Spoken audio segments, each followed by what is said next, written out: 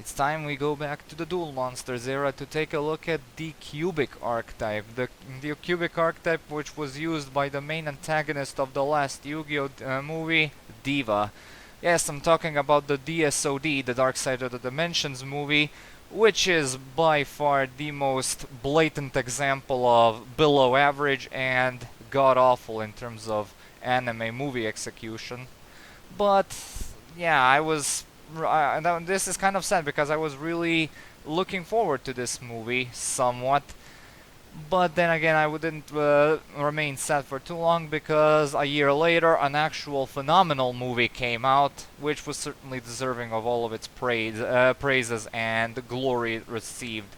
And it was a gateway to something truly worth being called a spectacle. But enough about that, that's a story for another day. It's time to take a look at the Cubic Archetype, which consists of some very interesting monsters, to say the least. So let's take a look at their three of staple. V-Jump, the Cubic Seed. This is a level 1 Fiend monster with 0 attack and defense, and right out the bat, a very long effect. And just a spoiler warning, all of the cubic monsters have very, very long effects, so yeah. Anyway, this card cannot be destroyed by battle. At the end of the damage step, if this card battled an opponent's monster, you can place this card face up in your spell and trap zone as a continuous spell card. And if you do, place one cubic counter on that opponent's monster. Monster with a cubic counter cannot attack, also negate their effects. If this card is treated as a continuous spell card by this effect, during your main phase, you can special summon this card from your spell and trap zone. Okay, so this is a trio staple for many reasons, and one of said reasons being these cubic counters. And before you get your torches up and start bashing the archetype up on behind the head with it, because an archetype with sudden counter spreading effect, and it's probably not going to have any other counter spreading effect whatsoever. Well, this is actually an archetype that's based around dealing these cubic counters, and I'm going to say this now. Cubic counters are the best counters in the game, just like Rada said in his... that video isn't technically nor an archetype archive nor a legacy of the Worthless, so let's just call it retrospective video. Why not? He stated that too, and it's for a very good reason one of the best counters in the game, if not the best type of counters in the game, because it's flat out negates the monster's effects, and they cannot attack while they're on the field. Sure, the monster can be either attributed or linked away to remove set counters, but yeah, if it also prevented from doing that, then we might have been talking about a lot more broken archetype. But we'll get to the grading soon enough. But as it is with V-Jump here, it's a definite 3 of staple, and of course you will need the most out of it in order to summon their bigger monsters, because none of them are actually traditional. Well, most of them aren't traditional monsters. V-Jump, one of their other monsters, and yeah, that's about it when it comes to main deck, are the monsters which can be standardly normal summoned, set, or special summoned. So yeah. Anyway, next up we have one of said monsters, our first level 2, which is Guyra Gleam, the Cubic King. Yeah, the archetype consists of 2 lineups of cards, Cubic Kings and Cubic Beasts, and Cubic Kings are fairy type monsters, and Beasts are of course beast type monster, and yeah, we'll get into those shenanigans just soon enough. Anyway, when it comes to Guyra Gleam, it cannot be normal summoned or set, and must first be special summoned from your hand by sending a cubic monster you control to the graveyard, and if summoned this way it gains 800 attack, and if this card is special summoned from the hand you can inflict 800 damage to your opponent. At the end of the damage step, if this card battled, you can target up to 2 V-Jump the Cubic Seed in your graveyard and send this card to the graveyard, and if you do, special summon them, and then add 1 Vulcan Dragon, the Cubic King, from your deck to your hand.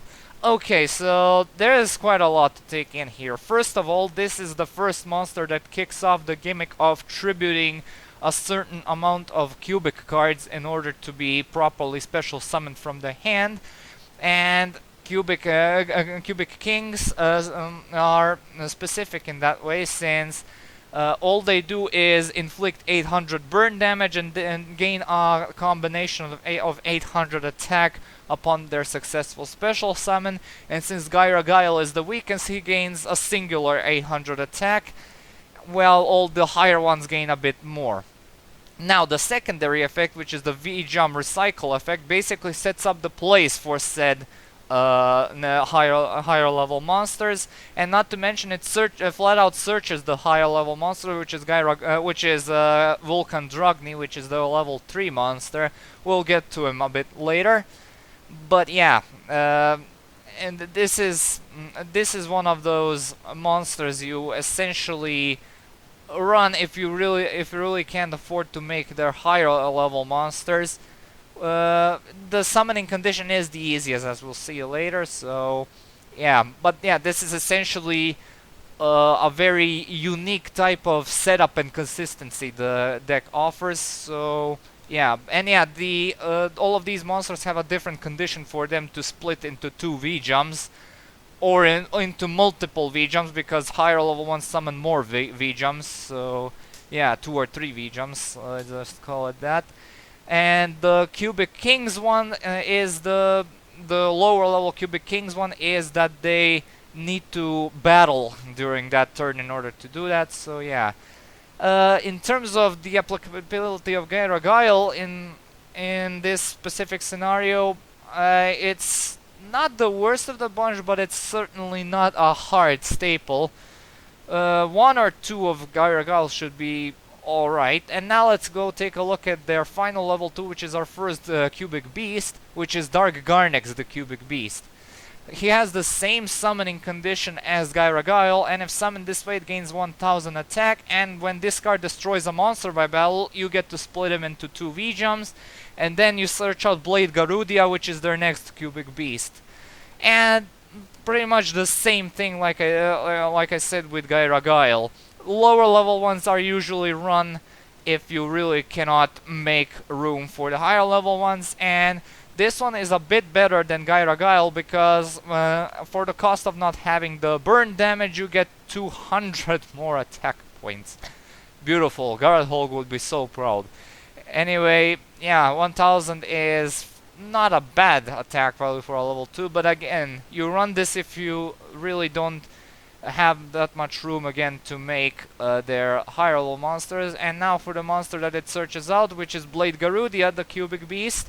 It's a level 3 with, again, the same stats, and cannot be normal summoned or set. This time you need to send 2 cubic monsters in order to summon it, and if summoned this way it gains 2000 attack, and this is where the gimmick of Cubic Beasts becomes visible, and that is that the Cubic Beast can make Cubic Beast can make 2 attacks during each battle phase, and all of the Cubic Beasts have the gimmick of, well, besides Dark Garnix, that they can perform multiple attacks per battle phase.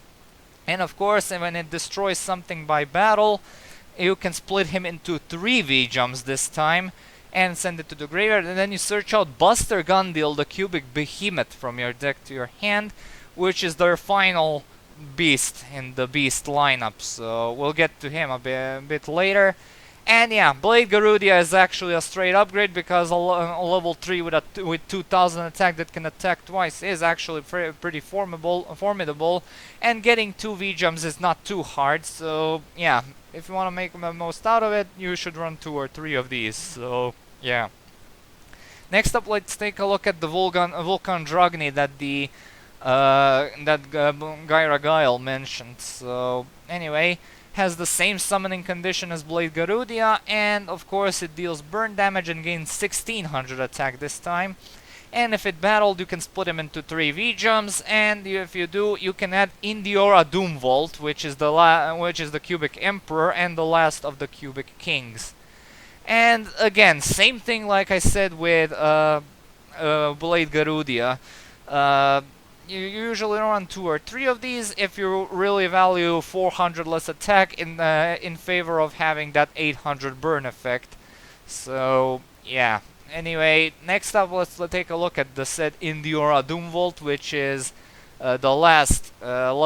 which is our first level 4 and the last in the lineup of Cubic Kings. and cannot be normal summoned or set. This time it requires 3 cubic monsters needing to be sent to the graveyard. Cannot be special summoned by other ways. Gains 2400 attack and also the burn damage. And if this card in your possession is sent to your graveyard by your opponent's card by battle or card effect, you get to split him into any 3 cubic monsters this time. And then you can add any cubic card from your deck to your hand.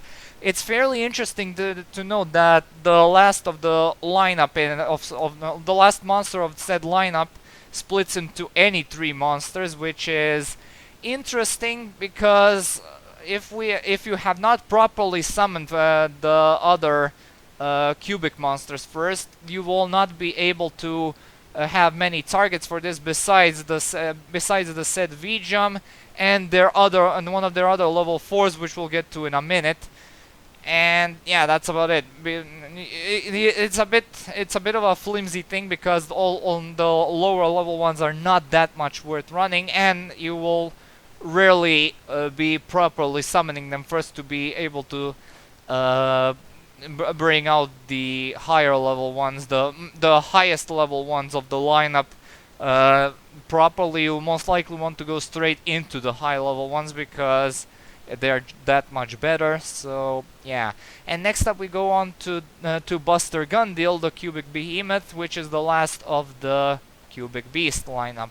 Has the exact same summoning condition as in Diora Doomvault, and gains 3000 attack. And this card can make a second and a third attack during each battle phase, and the same splitting effect just like in Diora Doomvault, and the same search effect. And Buster Gundil is the best level 4 in these two lineups of the cards, because 3000 attack monster which can attack 3 times is nothing to scoff at, especially on a level 4. And not to mention the splitting effect is pretty decent along with the search effect. So yeah, as far as the staples go, Buster Gundil is definitely a 3-off staple in terms of cubics. And now we move on to their final level 4, which is Duza the Meteor Cubic Vessel.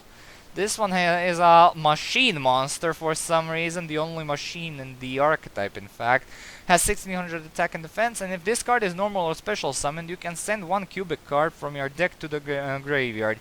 Once per turn during either player's turn, if a monster was sent to your graveyard this turn while this card was face up on the field, you can make this card gain 200 attack for each monster with a different name in your graveyard until the end of this turn. The attack boosting effect is very insignificant. You will rarely ever use it, and you'll always be using its summon effect, which basically makes this thing a 3-off staple due to the fact that he can literally dump any cubic card and not only monsters. And not to mention, this is the prime way you'll be setting up your graveyard with V-Jumps if you do not open up some of them in your hand. And also, you will also be sending a certain piece of their back row to the graveyard in order to provide their secondary effects, which are all consistency-based effects. So yeah, all the more reason to run Duza, the Meteor Cubic Vessel. And yeah, this is the only other monster in the archetype besides V-Jump which can be properly normal summoned, special summoned, or set on the field. So yeah, which is another reason why he's a 3-off staple.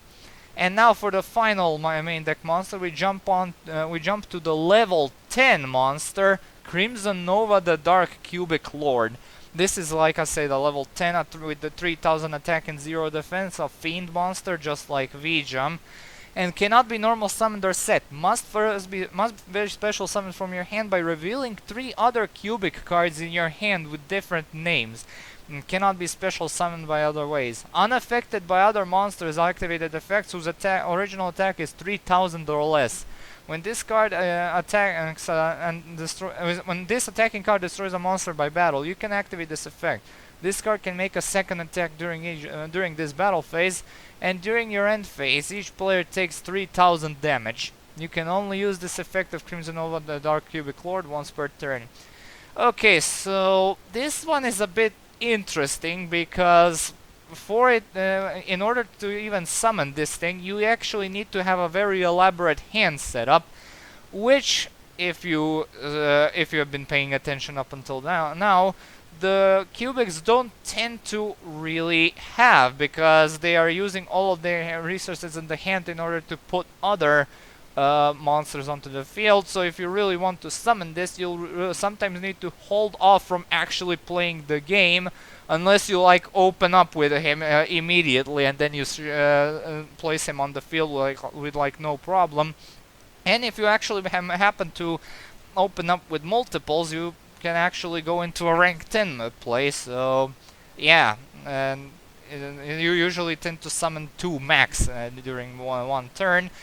But there's a reason that you literally play 3 of these, and that he's one of the most searchable cubic cards out there, and that'll be the final monster of the archetype, the level 10 fusion monster, Crimson Nova Trinity, the Dark Cubic Lord. It requires 3 Crimson Novas as material, it has 4,500 attack and 3,000 defense, and must be special summoned with the above fusion materials, and cannot be special summoned by other ways. Cannot be targeted or destroyed by your opponent's card effects, and when this card declares an attack, halve your opponent's life points. When this card destroys an opponent's monster by battle, you can activate this effect. This card can make a second attack during this battle phase, and if you take effect damage, inflict damage to your opponent equal to the damage you took. Okay, a lot to take in here. Basically, this is a 4,500 attack beat stick, which can attack twice without any of the annoying caveats. It just needs to destroy something by battle. Take that, Blue Eyes Ultimate Dragon, and all your worthless extra deck monsters. And not to mention that it also, because it specifically requires 3 Crimson Nova Trinities as fusion material, that means Crimson Nova is now searchable by fusion conscription, which is actually very nice. Although if you're searching him with this way and you do not have the materials to summon Crimson Nova Trinity, then you cannot summon him because of fusion conscription's restrictions. Hey, that rhymes. Anyway, it also halves attack, halves your life points, also makes Trickstar backfire on you, so yeah, it's a very ridiculous card to consider. However, I would only run 1, maybe 2, because there's for a couple of reasons. First of all, it requires a very specific monster and 3 of them in order to be even summoned, and not to mention their archetypal fusion card is a trap card for some reason, even though there's absolutely no reason for it to be a trap card. And I'm not even sure if Crimson Nova Trinity is summonable by regular poly, and I think he is actually not summonable by poly. So yeah, but if he is, all the more reason to also run the Fusion Recycling Plant as your definitive field spell. So yeah. Again, Crimson Nova Trinity is again a monster which you mostly build your entire decks around, since you only need 3 copies of a very specific monster in order to even bring him out. So yeah. And now it's time to go on to their back row, first of which we have the continuous spell Cubic Karma. When this card is activated, you can target 1 cubic monster you control except V-Jump, send any number of V-Jump, the cubic seed, from your hand and or deck to the graveyard, then that monster gains 800 attack for each, even if this card leaves the field. During your opponent's turn, if V-Jump the cubic seed is special summoned by the effect of a cubic monster, send this card to the graveyard, and if you do, halve your opponent's life points. You can banish this card from your graveyard and add 1 cubic monster from your deck to your hand. Again, you will be running 3 of these at all times, because mostly because of the banish effect, since you can basically dump it with Duza to the graveyard to perform a search. And also, the attack boosting effect is cute if you want to beat over some other stuff with your level 4 lineup, or if you want to boost Crimson Nova Trinities, Crimson Nova Trinities or the regular Crimson Nova's attack even further, and also set up the graveyard with V-Jumps. So yeah, and also halving the life points is actually a very cute addition. It's gonna happen regardless if you actually play this card physically and not just dump it from the deck to the graveyard. So yeah, Cubic Karma is a 3-of staple regardless of how you use it. Next up we have Cubic Dharma. I wonder where Cubic Greg is then. Anyway, this card is another continuous spell card. You take no damage from attacks involving your cubic monsters, and you can only use each of the following effects of Cubic Dharma once per turn during your main phase. you can send one cubic card from your deck to the from your hand to the graveyard, and if you do, draw one card, or you can banish this card from your graveyard and target one cubic monster in your graveyard and add it to your hand. Again, this is another very nice 3-off staple due to the fact that the second effect is a nice form of recycling of your cubic beasts or cubic kings. And the first effect is essentially a +1, which enables a search if you dump Dharma with it, and also if you open up with a copy of cubic Karma, cubic or Duza, and this thing in your hand, you basically can perform 2 searches per turn, along with a +1, which is always a nice in my book. So yeah, run 3 of these. Anyway, next up we have Cubic Wave, which is their final spell card, and it's a normal spell card. It allows you to target a cubic monster you control and one face-up monster your opponent controls. The attack of that monster you control becomes double its current attack, and if it does, the attack of that monster your opponent controls becomes half its current attack. You can banish this card from and any number of cubic monsters from your graveyard, then target one face-up monsters your opponent controls equal to the number of those banished cubic monsters, place 1 cubic counter on each of them, and monsters with a cubic counter cannot attack and also negate their effects. Literally, they function the exact same way as when placed by VJam. And this is another obligatory 3-off staple, mostly because of its graveyard effect, because of one of the only other ways besides VJam that the archetype can actually spread cubic counters. So yeah. As for the first effect, well, it can help you hit even harder, and that's about it. So yeah, well, the graveyard effect is the most important aspect here, so yeah. Their first trap card is Unification of the Cubic Lords, and its first effect is that it allows you to summon Crimson Nova Trinity, which is so far their only fusion monster, so that's the way I'm saying it. And now for the secondary effect, if a face-up cubic monster you control monster is destroyed by battle or leaves the field, you can banish this card from your graveyard to special summon a level 4 or lower cubic monster from your hand or deck, ignoring its summoning conditions, and if you do, it cannot be destroyed by battle or card effects. If you're using Crimson Nova Trinity or simply not, this is really worth running due to the graveyard effect letting you special summon monsters from the decks, meaning you can basically turn Duza into basically Summoner Monk of the archetype. So yeah, it's a very good card, even though you do not always plan to use the fusion monster or not. So yeah. But if you're using it purely as a fusion enabler, it's usually fine to be run at least 2 of these. So yeah, but in any other build, it's fine at 1. So yeah. Anyway, next up we have Cubic Ascension, which is one of their newer pieces of support. And when an opponent's monster declares an attack, special summon a VJam from your deck, and if you do, change the attack target to it and perform damage calculation. If your opponent's life points are at least 2,000 higher than yours, you can banish this card from your graveyard and then special summon one VJam from your hand, deck, or graveyard. Then, if your opponent controlled a monster when this effect was activated, special summons up to 2 more VJams, and then you'll only use this effect once per turn. Essentially, it's another very good card to consider running, but do not max out on it because it's a unsearchable trap. Semi-searchable trap, I should say. It's your best way to swarm the field with VJams, although I would have loved it if this was a quick play spell, but as it is now, it's perfectly fine, so yeah. Anyway, next up we have Cubic Casuality, another normal trap. And this one has an interesting effect. Distribute a number of cubic counters on face-up monsters your opponent controls up to the number of cubic monsters you control. They function the exact same way, and you can banish this card from your graveyard, then target one cubic monster you control. This card, each time it destroys a monster by battle that has a cubic counter, inflict damage to your opponent equal to that monster's original attack. And you can only use this effect, each effect of Cubic Casuality once per turn. Essentially, if you have an elaborate field setup, you can distribute a whole lot of counters, which is very nice, although the if is the key word here, because in a regular cubic build. Unless you like have 3 V-jumps, then this thing is going to spew like 1 counter max. So yeah, although the secondary effect is somewhat interesting if you're going for a pure beatdown deck involving like Crimson Nova and Crimson Nova Trinity.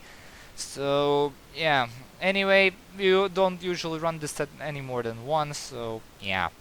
We have our final normal trap, which is Cubic Rebirth. When an opponent's monster declares a direct attack, target the attacking monster. Your opponent's special summons in attack position as many monsters as possible from their hand, deck, and or graveyard with the same name as that monster. Also, the attack of the targeted monster and those special summon monsters becomes 0, and you place 1 cubic counter on each. Monsters with a cubic counter, yeah, they function exactly the same way, and also after that, if any cubic counters were placed by this effect, special summon a low 4 or lower cubic monster from your hand, ignoring its summoning conditions.